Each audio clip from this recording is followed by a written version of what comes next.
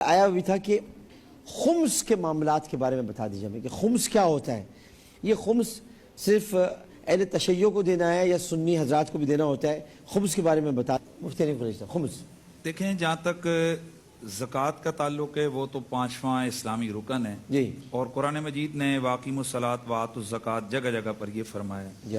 خمس کا جہاں تک تعلق ہے، خمس کہتے ہیں 5ویں حصے کو یا 20% کو.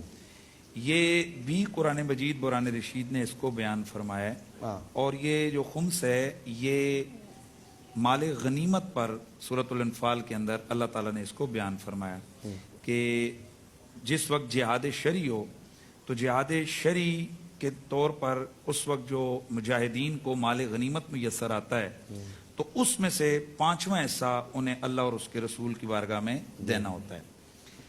حدیث مبارکہ میں مسلم شریف کی حدیث ہے اور اسی طرح اور بھی سیاح کی حدیث ہے جی. اور اس کے علاوہ ہماری فقہ کے تمام جتنے بھی فقہ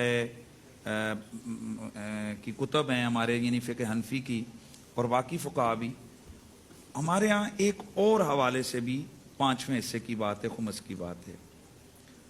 اور وہ چیز ہے کہ جو زمین کے دفینے ہیں، یعنی جو خزانہ زمین سے نکل آئے تو اس میں سے جو 5واں حصہ ہے اس کو بطور خمس اللہ اور اس کے رسول کے لیے.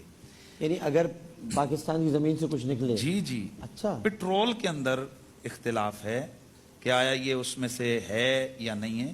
باقی جو آپ کا سونا نکل رہا ہے، چاندی نکل رہی ہے، جو آپ کے دفینے ہوتے ہیں، یہ ان ساروں پر 5واں حصہ اللہ اور اس کے رسول نے لازم کیا ہوا ہے. بہت اہم بات یہ خیر وہ بھی میری تائید کریں گے. 5واں حصہ بڑی اہم بات جی مسلم شریف کی حدیث ہے. نہیں، میں جب بھی کہہ رہا ہوں آپ نے بہت اہم بات بتائی ہے. تو اس کا مطلب تو یہ حدیث میں ہے، حدیث میں. اور ہماری تو فقہ کے تمام ابواب ہیں، یعنی فقہ حنفی کے تمام ابواب، تمام کتب، ان میں یہ پورا باب موجود ہے کہ ذاتی طور پہ آپ کی زمین میں کوئی نکل آتا ہے نا، اس میں سے آپ نے 5واں حصہ اللہ اور اس کے رسول کے لیے دینا ہے.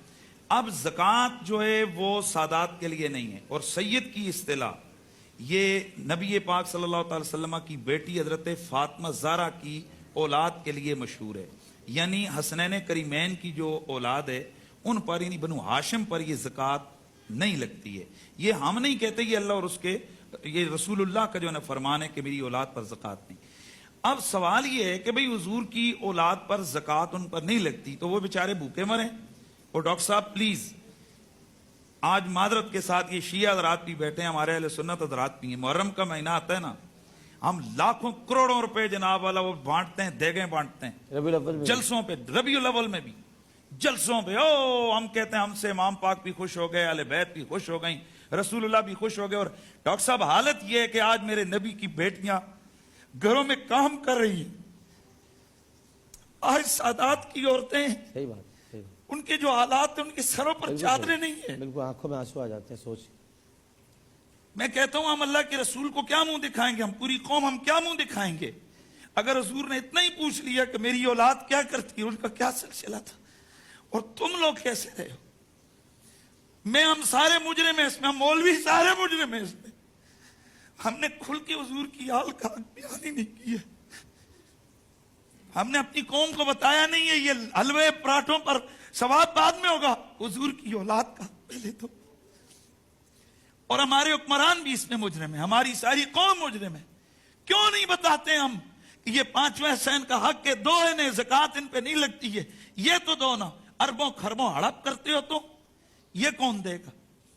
اس لیے آج یہ سوال جو ہوا ہے، میں اپنے سارے سننے والوں کو کہتا ہوں خدا کا واسطہ یہ کسی مسلک کی بات نہیں ہے. جب حدیث میں ہے، فقہ کی ساری کتابوں میں موجود ہے، اہل تشیع کے ہاں بھی ہے، اہل سنت کے ہاں بھی ہے، تو پھر وہ کون سی چیز ہے کہ جس سے ہمیں حضور کی حال کا اتنا خیال نہیں ہے.